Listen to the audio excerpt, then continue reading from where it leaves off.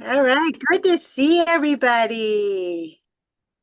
Love our Tuesday morning. So good to see you. Hi, Amy. Awesome. Mark, good to see you. Can't hear you. Got any It great doesn't, drone stories? not this week. Not this week. All right.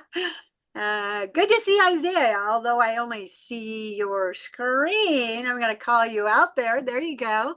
He and I have been having some conversations. He's got some great drone stuff happening. Super excited for him. Anybody got any great drone stories to kick our Tuesday morning off? You're welcome to share. All right. Nobody. I could call out some people because I know you really do. All right. Isaiah. Hey, I'm Isaiah, everybody. November 7th, 8th, and 9th, we'll be having our second annual drone meetup. We had our first one last November, and it was a great time. I think we had close to 100 people show up. Vic Moss was there, Pilot Institute, another group. So the invite's open to anybody that wants to attend. So November 7th, 8th, and 9th. We'll be putting out flyers, information here soon, be promoting that probably the next couple of weeks or so. So, And the location and the event is? so Las Vegas, um, it's going to be in the Henderson area. So it's like I said, 3-day event. The first night, it's just a networking. We get together it's called Parkway Tavern. We get food, drinks, just hang out. The second day, we'll have a classroom environment, giveaways, and then we'll actually go out to a local park where law enforcement, I'm a firefighter for Las Vegas as well. So fire agencies, Red Rock Search and Rescue, just different groups come together and we actually fly. The third day, we will have excursions where people have the opportunity to go to different areas throughout Vegas and just have it's an overall great time. So Wow. I heard it was so fun last time. I heard it was really good. yeah, it was a blast. It was an absolute great time. So sorry about my background here. Let me see. There it is. Oh, I like the first one. We're seeing double. Yeah, sorry. I I've got got a quick Pat talking. Desi, I've got a quick product announcement from All right. HD0. Let's So hear.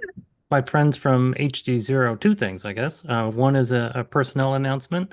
Ryan Quillette, who's been working with HD0 for a number of years, is now the president of Divimath USA. So this is great. And HD0, if you're really a geek like me, you understand that they do their own ASIC design, application-specific integrated circuits. So the HD0 FPV goggles have an HD or Divimath chip inside them. So like in excess of $10 million of investment to make this thing work. So the product announcement is HD0 has just announced a very capable box goggle for a price of $299. So this is a big deal in the FPV space in that it lowers the price of entry and with a superb product. The HD0 products are, I'm a huge fan, and they tout low consistent latency, which is why almost all racers are migrating to HD0. So Awesome. good stuff from HD0. Nice. Thank you for sharing that, Dave. Do you have a link that we could put into our chat? I do. Awesome. All right. So that is what we are all about. We are all about networking, making that connection to everyone into the industry. And so take this opportunity to put your information into our chat. Let us know how you're using your skill sets in the industry, because I know some people are not flying drones. They're working in administrative positions and such. So let us know who you are. Put the information in the chat.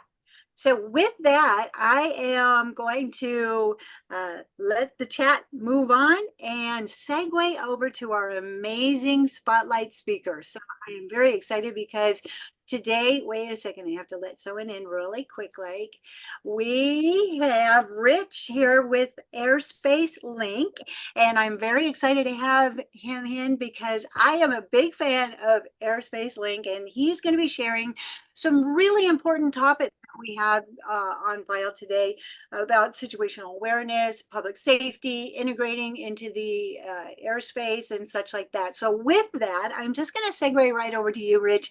And I just want to welcome you here today. And I am going to make you spotlight for everyone. And we'll just kick this off by, can you tell us a little bit more about yourself? Yeah, well, thank you. First of all, Desi, this is great to be here. I appreciate the time. I appreciate the attention, and I love sharing more about Airspace Link, especially people who know a little bit about our business and our industry. It's great. We talk to all sorts of people, a lot of people who are still just coming to terms and understanding with what's happening out in the drone universe out there and the ecosystems that are being built. So it's fun when we're talking to people who use drones or understand drones or out in that space already. I'm Rich Fahle. I'm the Vice President of Marketing for Airspace Link. I've been with Airspace Link for about a year. I came there from a company called New Lab, which is an innovation hub based in Detroit and Brooklyn, and now several other cities as well, as New Lab continues to expand. The innovation hub here is really focused on mobility. As you might imagine, Detroit is a transportation-focused city, so mobility is a major reinvention component for the city of Detroit. And while we work a lot here in the city, we are actually based all over the country. We're working cities nationwide, and I'm sure we'll get into some of those conversations as we go. But there is a lot happening in Detroit, and in fact, I met Sharon Rossmark here when she was here not too long ago for a big event we had to talk about the Advanced Aerial Innovation Region, which I think is setting the tone for a lot of other cities in the U.S., and which is a really important part of what we do. We're trying to drive the integration of drones into the international or into the national airspace at scale, and to do so safely. And to do that requires processes that don't exist yet, frankly. The FAA is taking a lead, obviously, with Before You Fly, and they've outsourced that to a number of companies. We'll talk about that in a minute too. But there are companies like us and many others and drone pilots all over the country now, and people who are using drones in new ways every single day, that is really driving this ecosystem. And so to sort of get out in front of it, we require all sorts of processes and city ordinances and structure and ways that we can fly safely without running into one another up in the new skyways that we're developing as we speak. So it's an exciting time to be in our business, Desi, and it's an exciting time to be talking to you all today. It is exciting. I love seeing the future and how it's unfolding.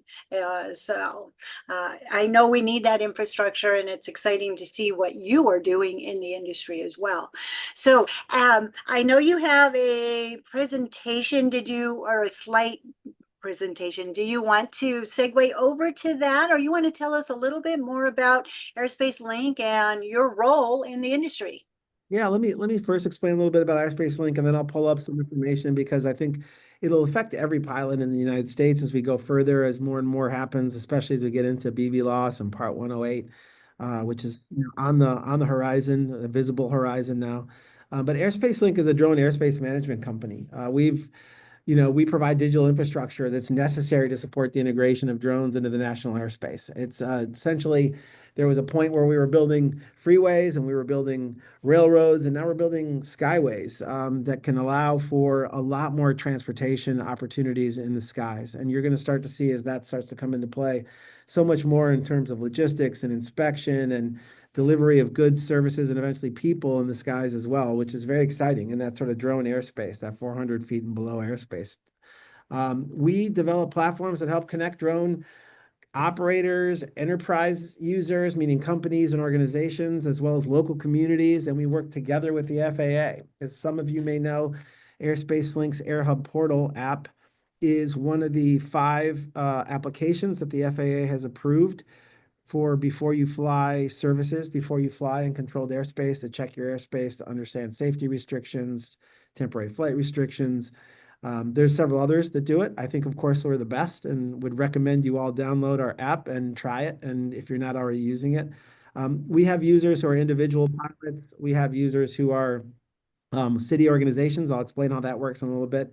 And we also work with companies and organizations to help create structure around their drone operations. And that's getting more and more important. I mean, for a long time, and this is a preview to what we'll talk about today, I think drone operations have been managed by a confluence of different programs. You've got a mix of Excel and Word and probably Salesforce or your work order management element or some of the other things that come into play. And then you've got where you store information, which is in one place, and where you monitor airspace traffic, which is in another space, and where your audit trail lives after a flight for a city organization. All that's been in a variety of different places. There's no single repository or process or single pane of glass common system to operate that on. That's Airspace Link. That's what we do. And because it's a nascent, element or time in our industry, we're doing a little bit of everything. We help, in addition to this great software that we have, I think industry leading software that we have, we're also helping cities and organizations write drone policies to create structure around their drone organizations. We're helping them source hardware like sensor hardware, radar hardware, drones themselves. We're doing everything. We're writing grants for our cities, so helping them find federal and state dollars so that they can begin piloting projects in their communities. And then we sort of work as just a hand-holding agent on behalf of the cities that come into the fray and work with us so that we're walking them through. Here's what the framework, here's what your structure looks like, here's where we're going, here's what you need right now to get started, do some of the things that you're already doing or that you want to do next. And here's where this will ultimately go and how you can start to manage it. And it gets into everything, Desi. What's amazing about it is that, we're doing, cities have, and I guess I'm jumping in ahead a little bit, but cities are not always certain, where to start. Everything above a blade of grass has not been the city's priority for the entirety of their lives. That's not something that they've had to care about. The FAA is responsible for everything in the sky. And so cities are now recognizing that there are drones flying above their city that they want to know more about, or in terms of ensuring the safety of their citizenry. There are also people who are flying sometimes illegally in their cities, so people need to understand the rules and requirements about like flying. There's people who are just nervous about drones. You have people in cities who are nervous about surveillance or privacy concerns, which are legitimate and something that we all need to be aware of as pilots. And so we work with the pilot community as well to help them understand the restrictions and the rules around where they can fly and how they can do so safely and at what heights. Um, and then, we just work in every single way. We present in front of city councils. We walk people through the process. We help guide them in a way that opens up the airspace to more and more drone operators safely and at scale. That's the sort of baseline of Airspace Link. Fantastic, fantastic. It's exciting how you're reaching out into the community and helping to grow it and make it a better community and having that collaboration. Would you like to share your presentation? I I will. know we can actually talk a lot more about some of the things that Airspace Link is doing. Absolutely. Let me just pull it up so Okay. everybody understands. And this is, I think, of interest. It's funny, I have many, many people that are in my universe and my world that fly drones, and they do so happily and have done so in many cases for years. And it's been a little bit of a Wild West scenario for them, which has been obviously for my photographer friends and my recreational pilots, wonderful. There's no rules or regulations. They pretty much have just determined that they can fly everywhere. And I think that that's been the way that people fly drones for a while. But I think as we get more and more drones in the sky, obviously it's important that every drone pilot understands where they can and cannot fly, and when they're flying in a location, how high they can fly, and where they cannot fly because of temporary flight restrictions and the like. So more and more you're seeing pilots understand the rules and regulations are here.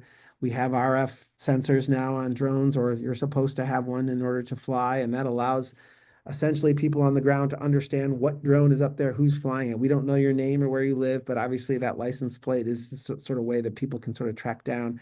So more and more people are recognizing how to fly safely and how to fly with other pilots in the sky, and also to sort of respect restricted airspace for helicopters and other aircraft, airplanes, et cetera, so that we're flying safely. And there have been situations, as many of you probably know, where drones have not always done that. And we've had situations out in LA recently during the fires. One of the two water scooper planes that was flying to help douse some of the fires was actually ran into a drone in Los Angeles and took out that very important plane. for several days. And that's not something that we want in the drone community. We want to fly safely. We want to make sure that we're understanding where we can and cannot fly when we have temporary flight restrictions, et cetera.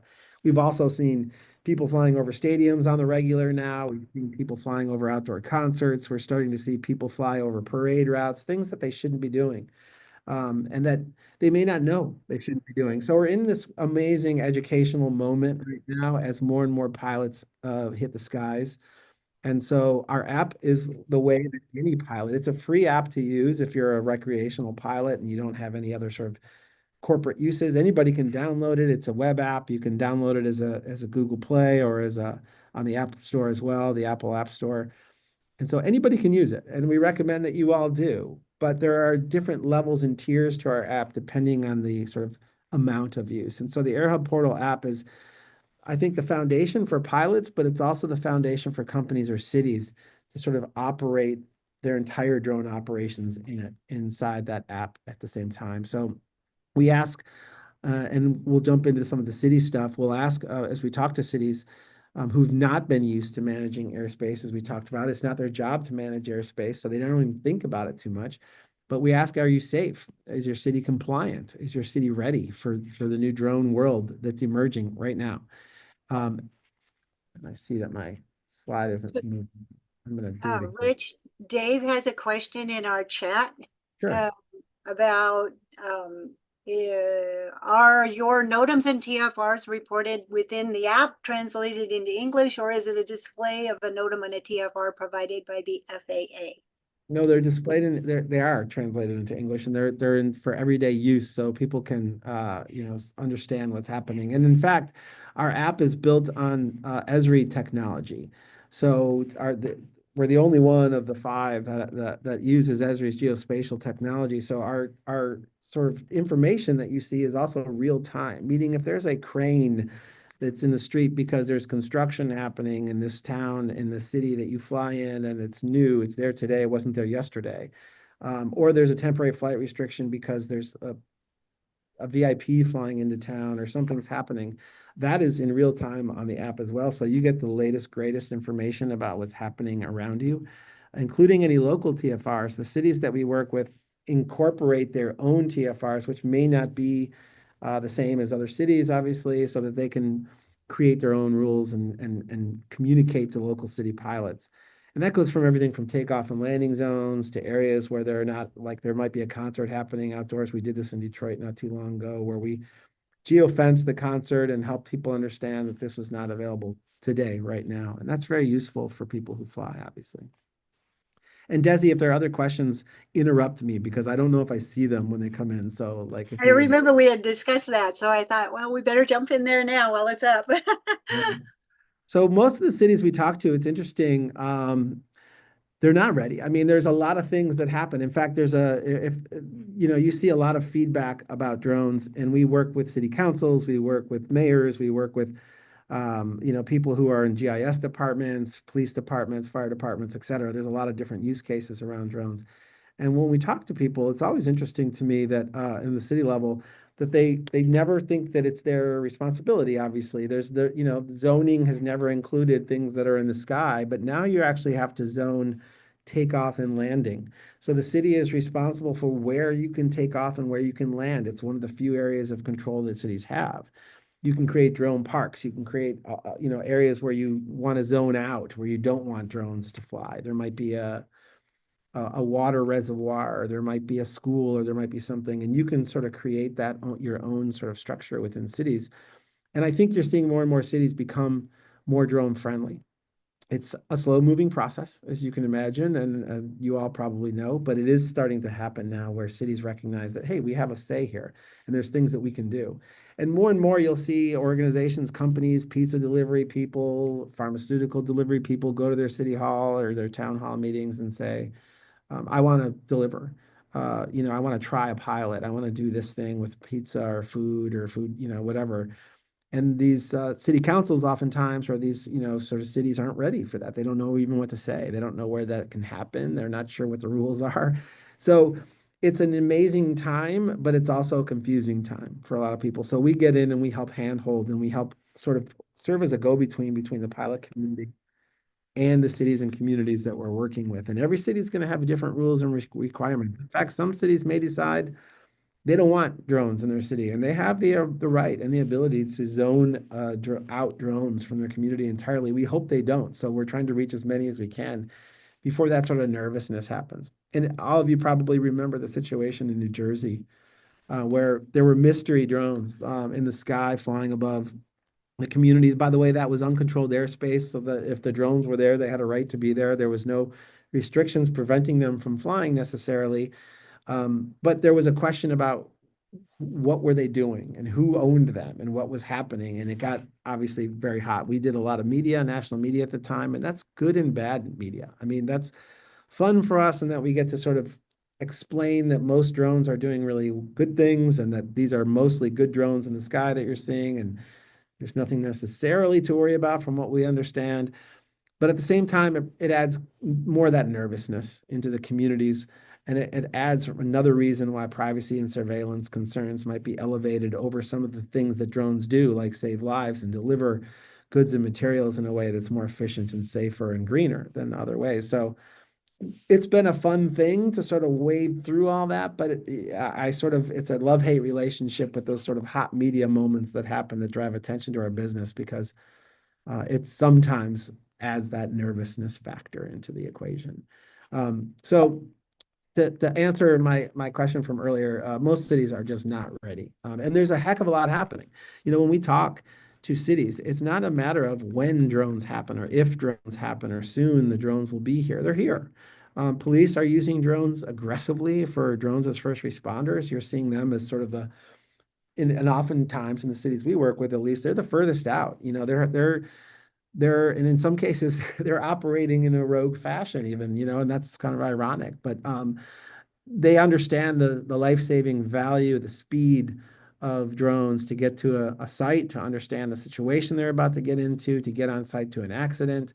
Same thing with fire, to sort of do fire assessments, to understand heat assessments, to get, you know, on site. We're seeing public works understand that it's much better to fly a drone up around a utility pole than it is to climb up 100 poles and to risk injury, or, you know, climbing above, you know, on top of a giant wind farm. You know, you're going up in each one of those is super dangerous. There's been deaths.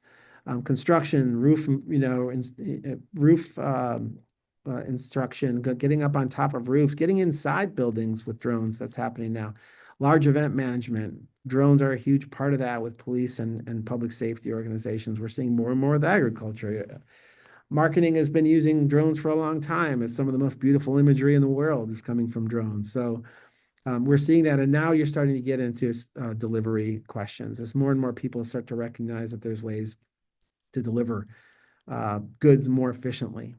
And I have a great example of that here in Detroit. I mean, it's obvious, you know, we always hear the CVSs and Walgreens of the world and being able to deliver medicine to people in a, you know, mobility challenged, et cetera, or get food to people or just do all those things. We're talking organ delivery and things of that sort now to sort of speed up the process. But recently in Detroit, where I live, we live right on the border of Canada. So there's a river right outside my window, the Detroit River, and there's a bridge that spans that river, the Ambassador Bridge, that 25% of the goods and services that come into our country cross the bridge that's right outside my window. I can see it from here. It's about probably a quarter mile away from my window. And I see that bridge. It's jammed every single day. There's hundreds of trucks that cross over it every day. They're often sitting still and not moving as they sort of idle, waiting to get through customs, et cetera.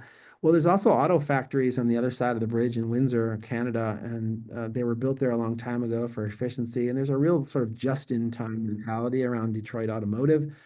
So parts are moving back and forth constantly across that bridge. And during COVID, there was a shutdown of the bridge by truckers who had protested COVID restrictions on the Canadian side. They shut the bridge down for 10 days. Those factories eventually ran out of some parts that they needed to keep the factory open. It was a Stellantis factory, lost millions of dollars. Several days, those factories are down. Each day is multi-million-dollar loss. The same thing with GM has a factory, the same thing over there. And there are several other factories that really had to shut down. Now, if I could just send a drone across that river to the place where I can see that factory from here, As the drone flies, I could have it there in 5 minutes, and I wouldn't have to worry about all of that, and I'd certainly be able to do it in a more eco-friendly way. And it's just a faster, more efficient delivery process. So more and more, we're going to start to see that. And that opens up the door to Part 108 and BB loss operations, which are right around the corner, we hope. But that's a conversation for a little bit later, I think, today. So we're seeing some amazing things happen. They're happening in the cities, right? I mean, everybody's using it, but they're using it in a way that is their own way. Each department, in many cases, is doing things their own way. They're using, as I mentioned earlier, a variety of different tools to sort of manage the process, everything from handwritten notes to Excel docs to their CRM in some cases, to their project management software, to their storage, for like data. And there's all sorts of needs that come along with that. Their data security and storage and all the information that's collected from the skies. These are flying computers. So there's no difference for an IT department when you look at a drone than when you look at a computer. It has to be maintained. It has to be outsourced to the right pilot. That pilot has to be certified. The information that's captured on that drone has to be stored securely. There needs to be an audit trail. All these things have to happen for a city to be able to manage their drone operations in a really coherent fashion. And I will tell you that is not yet happening. I mean, it's still very um, catch as catch can. It's like the process is, and there's not a real understanding that it's missing. So what happened for a company like Airspace Link, an interesting conundrum for us is that we were ahead of the marketplace. So we're selling this amazing thing, but we go in and we have to tell people this problem they have, and then they don't see the problem yet because they're not pilots, and they know the police use drones and that's their thing. They don't have to necessarily even worry about it. So we open their eyes a little bit and have to do some education in terms of our communication with them before they're even interested in anything we have. And then they're like, holy smokes, I got a problem here. I didn't realize. I'm sitting here, the information that's being gathered, I have no idea. It's sitting probably on someone's computer. I don't know who that pilot is that was flying. Are they even certified? Do they have their Part 107? Are they city employee? Am I liable? Where's that data being stored? Are they flying legally? Are they flying outside of flight restrictions? Did they get approvals properly? What are they doing? What are the drones they're using? How is that drone sourced to them? Is that drone in good shape? Has it been serviced recently?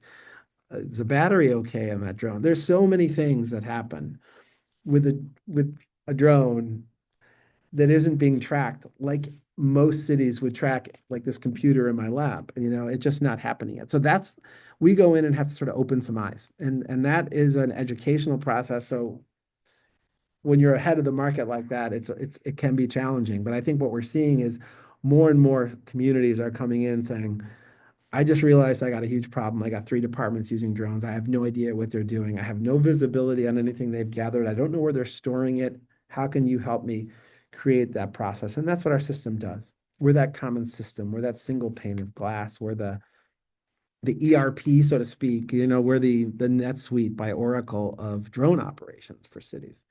And we work all the way down at the pilot level, all the way up to, city, county, even federal level. We're working with military installations. We're working with, federal ground and land as well. So there's a lot that has to happen for drone operations to really take off at scale. And then it can't just one last thing. And then I know I'm yakking here, but one last thing is like each city has their sort of own rules. Those borders for a city that matter a lot on the ground are quite different up in the sky, obviously. So thinking about your neighbors is a different organization. You really need to think about skyways in terms of county-wide or region-wide. And so it requires collaboration that we haven't seen yet at a city level so that people can start to leverage the maximum value of what drones can do in our communities to help and become more efficient. And that's where we are. And I will tell you that I feel like I'm in an incredibly exciting moment in history at the moment. I mean, we remember when we talk about when that rail line was built that connected the West Coast and the East Coast. Still to this day, the Golden Spike. We talk about the freeway system that was built in the 1950s, and we're going to talk about the skyways that exact same way. And that's where we are. So I feel like I jumped on board Airspace Link at this really pivotal moment in logistics and drone, history. And I think it's going to be fun. It is truly a pivotal time in life, really is. We are making history at this time, and it is very exciting. We're paving that path forward. So I would like to circle over to our chat before we move on, because there was a little bit of conversation going on over here. Okay. And so we're going to back up a little bit because there was a question in our chat about the app and if it had FRIA locations on it identified. I'm sorry, what locations? The FRIA zones? Yeah, no, I don't know that it does. I'd have to check on that, to be honest. I don't think currently, though we have a team of developers that are constantly adding new things. And the people that we're sending out an email newsletter today, in fact, to our users. We have about 100 and some thousand users at this point nationwide, adding about 100 a day. And so we get a ton of feedback, as you can imagine, from our pilot community who are looking for new features and functions. We also get that from some of our enterprise users. So yeah, I'll take a look at that. There, see, that's what we're collaborating right here. So I do want to make a really quick mention that some of the questions do come in from other social media platforms. We don't get to see them all the time. They're trying to be forwarded to me, but we will definitely circle back in an email and address the questions in that form. I have another one here that I'm not sure if it's a question or how to really word this. Do special districts that lack zoning authority have the right to exclude drones? I think that's a general drone question. This is relating to the critical infrastructure protection. So following up with how you're identifying these areas, does the app identify the areas? Yeah, I want to show you a little bit. I'm going to go to the app right now, and I just want to sort of show you sort of how the operations works and how you create operations. I'm sitting in Detroit right now. I'm looking at this, and you can go to any city and you can sort of figure out your operations. You can see other drones that are in the sky, and then you can go and create sort of where you want to fly. And then when you go in, and by the way, to get to this, just type in AirHub portal, Airspace link. It'll bring you right to it. It's a web app, but as I mentioned earlier, it can be downloaded on Google Play Store. It can be downloaded on the App Store as well. And you can go in there and set up your operation. And as one of the 4 before you fly operators too, you can check your pre-flight safety checks, do all the information, everything that's coming from that. All your LANC authorizations happen in here as well. You can go to any city, and you can sort of just see where you are. So let's look at Los Angeles really quick. And you can go in and sort of, somehow I seem to be in India right now. Let's see. Wouldn't that be fun if there was a bug in our thing that sent you to India from That would be Murphy. Right? So as you can see, you'll be able to see where you have flight restrictions, and like any of the apps, but I think ours, like even more so, you'll see how high you can fly, where you can fly. And the cool thing about our app too is you can set in like sort of your flight parameters. If you say, I don't want to fly over population densities of this number. I don't want to fly over reservoirs. I'd rather fly over rail lines if they're there. I don't want to fly over schools.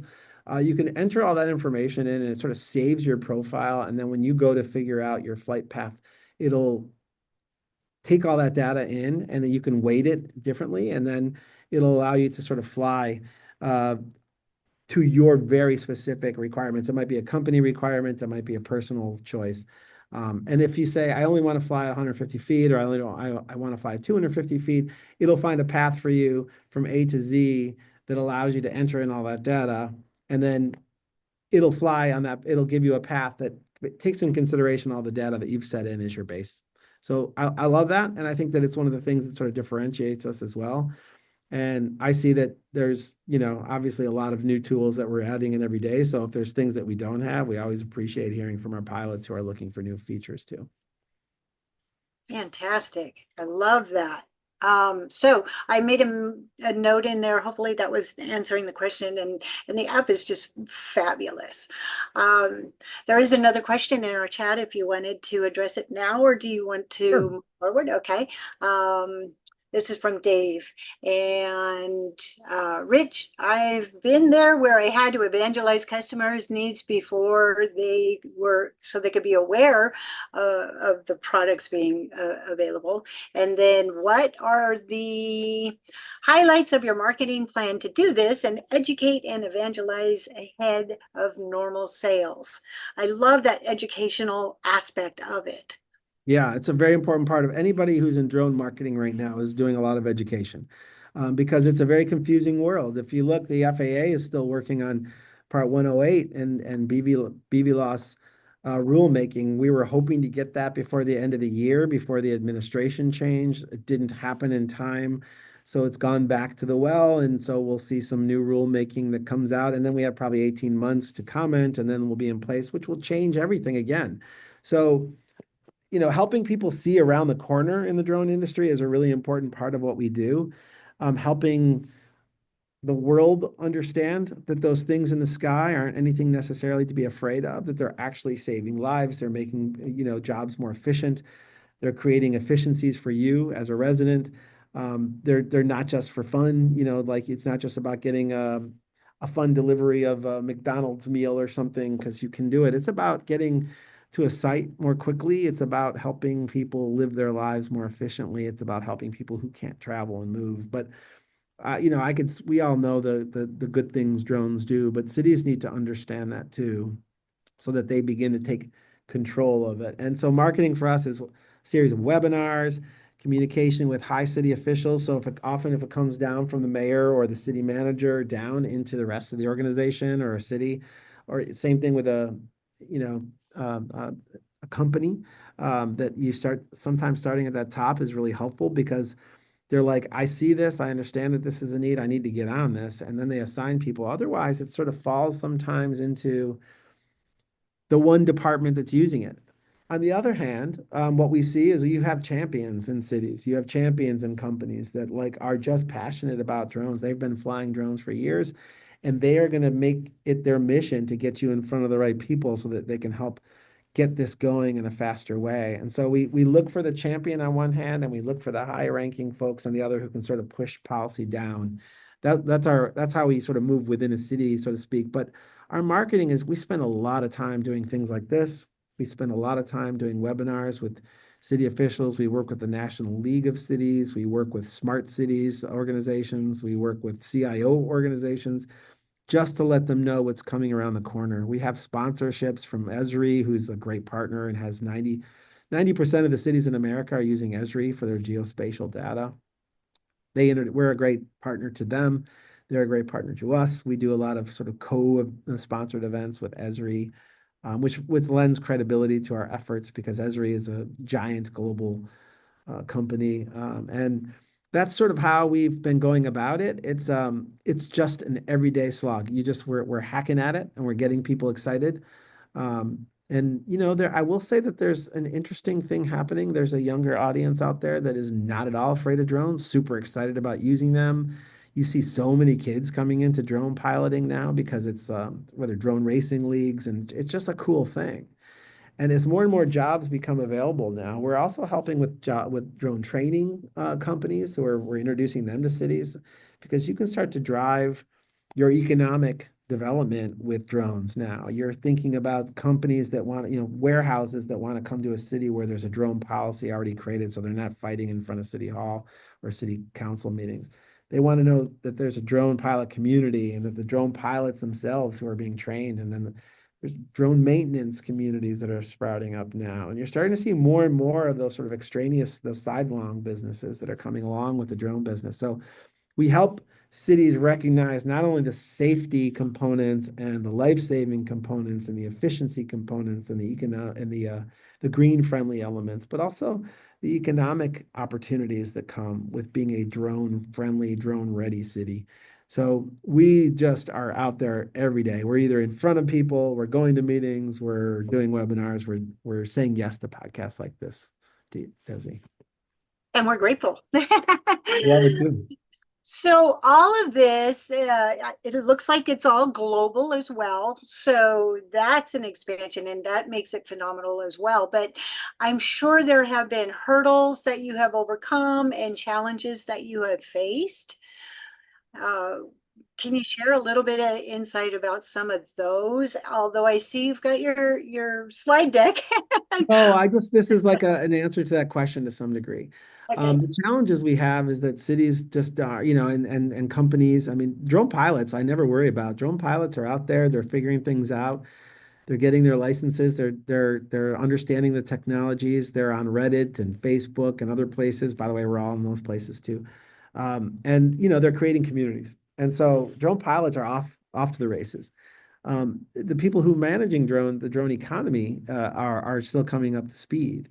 So the challenges has been for us has been that we're just out front, and we have to like to communicate this. And this is a brand new world for most of these communities. So the challenge has been sort of a shifting our focus from just a software provider, AirHub Portal, to being a drone enthusiast, to the world, testifying in front of city councils, presenting, looking for grants, writing drone policies for the cities that we work with, really helping and handholding. It's been a change in our business model.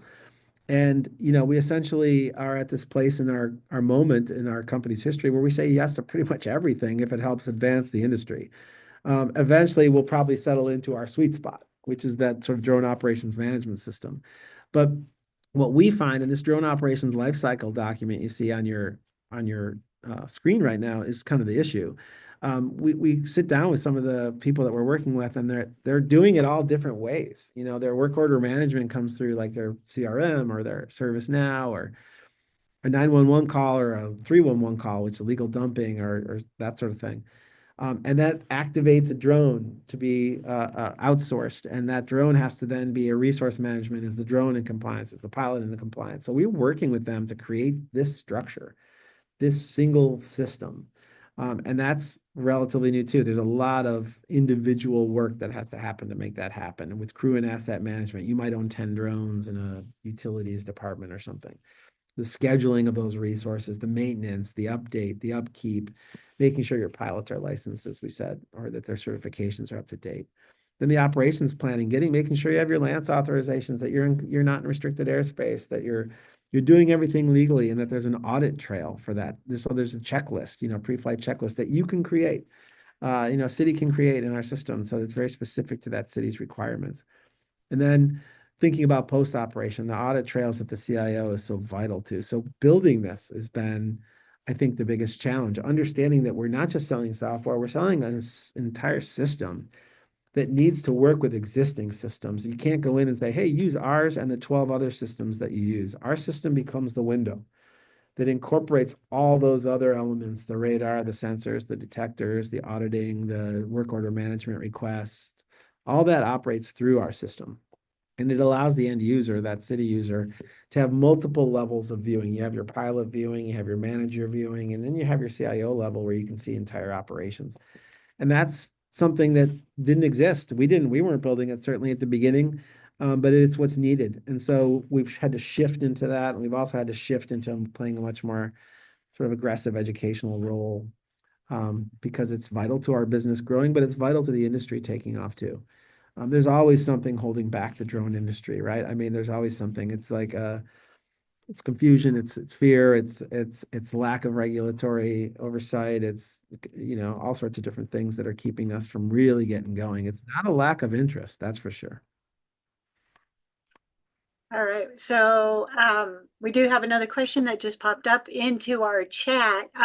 Before we segue over to that, you bring up a very good point about we are knee deep in it as drone pilots. We're just soaking up information wherever we can, but the higher up you go, the more removed they are. So having something in place that allows them to have structure across all the verticals is just desperately needed. Um, and so Richard or Dave asked another question in there, and he said, "Are you saying you have integrated an ERP system into AirHub like SAP?"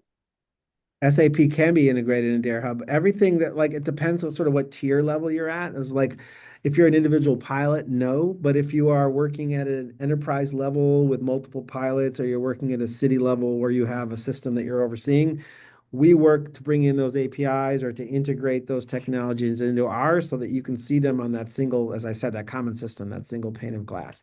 So all of that works within the system. We become that ERP, so to speak. We are the enterprise, management system there so that you can manage it all in one place instead of having to sort of bounce between programs. And that's been vital to our success, and it's been vital to where we're headed. I mean, every city needs it, every large So company.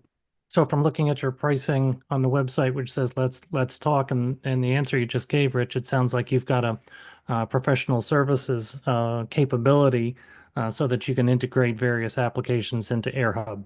Did I That's read correct. that right? That's Okay, correct. Yeah. And in cool. fact, we have a lot of them already exist. In some cases, we work with them as they come on board. Mhm. And I would say, Dave, that pricing page feels a little outdated to me. We're updating it because this is such a fast-moving industry. One of the things that we're seeing is that we see a structure that's needed a base level. First, you need to be on the system. You need to have access and visibility on all of your pilots. You need to be able to manage your pilots in one place.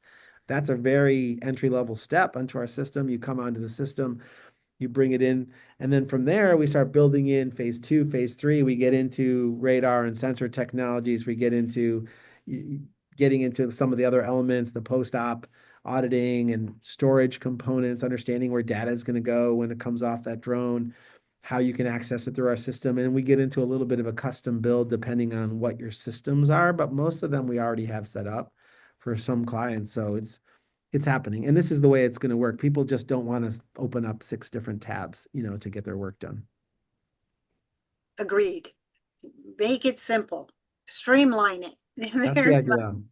And that's the cool thing about our industry right now. I would say that like we walk into a room and it's not just Airspace Link. We walk in with Accipiter and UAvionics, and we walk in with all sorts of other companies that are partners to us, with Blue Flight and Aerial Loop, another drone, these are drone manufacturers, with DJI and others, with Skydio. So we work directly with these organizations, in some cases already partners, White Fox, et cetera, like that are part of our network. And so while there is some crossover with some of those companies in our business models, this is a moment of real collaboration in our industry, and in some cases consolidation.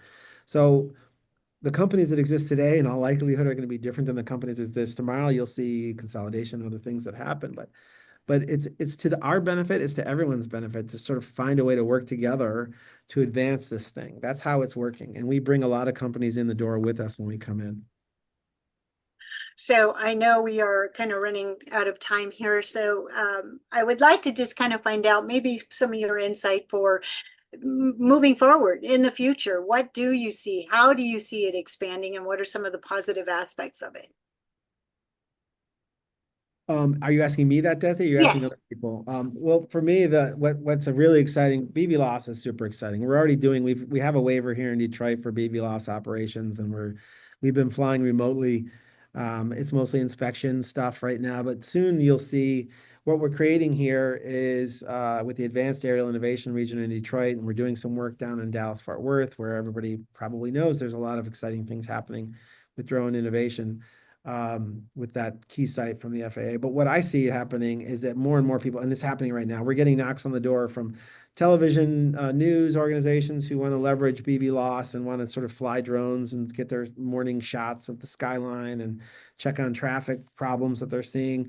We're seeing more and more companies that want to deliver. I have a donut company that knocked on our door yesterday, a pizza company, a grocery store around here. More and more that are, once you kind of put it out there that it's available, everybody starts to want to use it. We're working with a large hospital organization here to do blood. They do blood work, and it's on a large campus, and it's going to be moving from one part of the campus to the other side of the campus for more rapid testing. We're starting to see they want to start working with organ delivery with drones. I mean, you're starting to see, you put it out there, and everybody wants to use it. We're already working with a lot of utility companies, obviously, who are using drones almost exclusively for inspection now. So much construction that's happening in some of these cities. We saw right now what's happening in LA is crazy, that you'd think that like, oh, they want to sort of use it for surveying fires and stuff, and that's true. But right now they've got about I don't know how many, 14,000 acres or something of burned homes. That's is this tragedy that's happened there. And the insurance estimators are unable to get to those houses, and they're sending drones up, and there's dozens of drones in the sky above some of these homes now, causing sort of unsafe situations in LA. So we're working with LA and other cities to help kind of manage that. You're going to start to see drones being used for everything as logistics move off the ground into the skies in that sort of 0 to 400 range. I think you're going to see an absolutely transformed logistics network that happens, and that's very exciting. It is exciting, yeah, and needed, much needed as we move forward in the industry. Really quick, like I wanted to also once again say the Air Hub portal is online. I posted it into our chat, but we did have a comment come in from Instagram. And so I just wanted to let them know that it's at airspacelink.com/air hub portal if anybody wanted to check that out.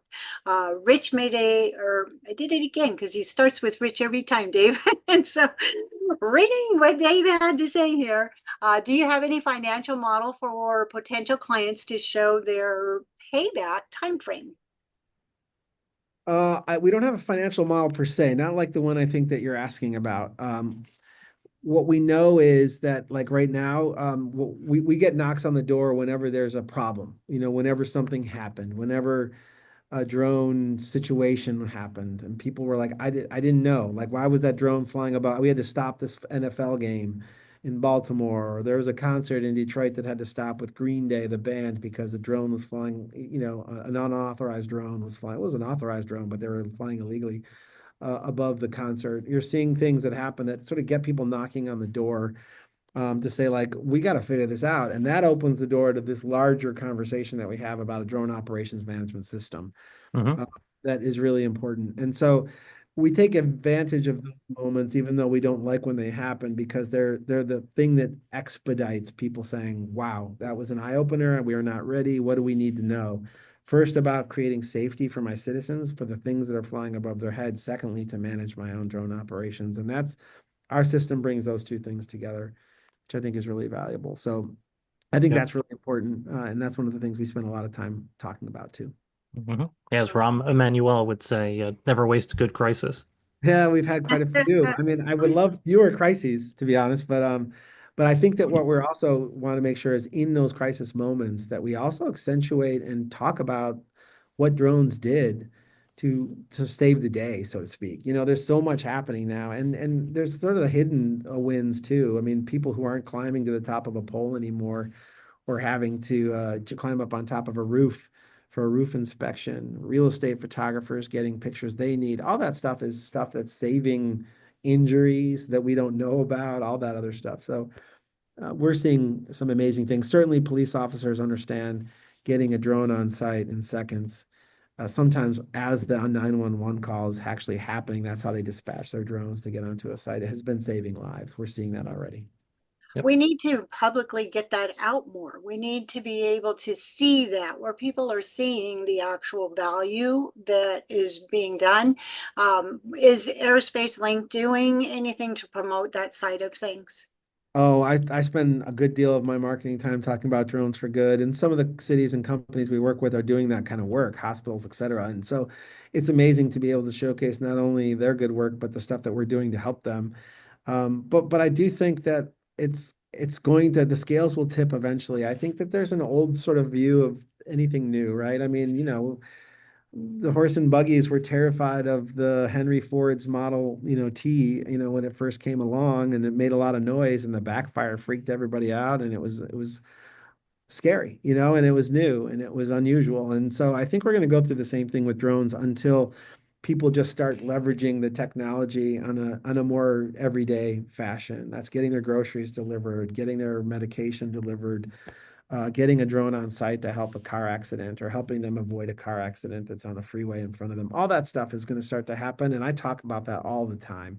We're looking at herd migration data. We're looking at crop, maintenance and keeping an eye on invasive species and things that happen or All that's happening now. And so farmers and others can tell you the benefits of drones, but the everyday folks who are nervous about them, who don't want them in their skies because of the fear, are the people that we want to spend time working on. That's how we get things past city councils. That's how we get things into your hands more quickly. Yes, very much so. Yes. And that's how it will move forward. And we really are on the forefront of cutting edge technology and exciting things. When you look back at, like you said, the horse and buggy days and how we're transitioning, and we're just so engulfed in it right now. But when we look back at this as history, it'll be amazing. And Yeah, we're, I feel lucky that I get to be a part of this moment. And it's yeah, something that the people who built the original freeways and things get to say, and all of the people who are flying out there ahead of the rest of the world are doing the same. They're building an ecosystem that's going to change the world, and it's going to make things easier for people. And that's the thing that gets me charged every day to come to work. yes, yes. So again, we're up at the top of the hour here. We only have a few minutes left, but Rich, would you like to just share one last insight about Airspace Link or just moving forward? I mean, we're a part of a community. I mean, the drone community is small. It's familial. It's corporate in some ways, but it's also just it's individual pilots, and it's about, getting out there and being on top of things. There's a moment happening right now where pilots are having to sort of recognize that sort of skies aren't just their recreational skies anymore, that there's going to be more and more business happening in the skies now. And I think it's going to be a big transition moment for that original wave of pilots that have come in and have been flying for a long time. And I know that my photographer friends are not necessarily, they don't love my system. They just want to be able to do what they always did. But I do think it's going to actually blow open that world of opportunity for them in ways that hasn't happened yet, that we're still kind of working through. And so I want to keep that community tight. And I'd love to sort of find a way to sort of glean more feedback and to have a more of a two-way conversation with Airspace Link. So if there's people that are interested, I'd encourage them to reach out through this podcast or find me on LinkedIn, and let's have a conversation, because we're looking at creating user groups and to getting feedback loops and just having people who can be our testing organization elements and all that. So we would love to keep growing that community. Awesome, awesome. So I did put all your LinkedIn information into the Oh, chat. good So segue. Thank I you. encourage everyone to save the chat because there was a lot of really good information, a couple of YouTube's links put in there, and so a lot of great information. If you're not familiar with how to save the chat, there's three dots, sometimes upper right, sometimes lower left. But once you click on it, you'll have the first option there to save the chat. I encourage you to save the chat. All right. Well, thank you, Rich, for joining us today. Thank you for sharing. Thank you for all that you're doing in the community. I'm excited and look forward to seeing how we move forward. I like that. It's exciting. Yeah, I appreciate the invite, and I look forward to staying in touch with this group and hopefully tapping into more of your events too. Thanks so much, Deb. Awesome. All right. Well, thank you everybody for joining us. The next couple of weeks, we have Kim Baldwin going to be sharing and Jim Bonnerdale. He's coming up in a couple of weeks as well. So look forward to seeing you next week. Have a good week. Have fun. Be safe. Thank you so Thank much. you. Bye. Bye.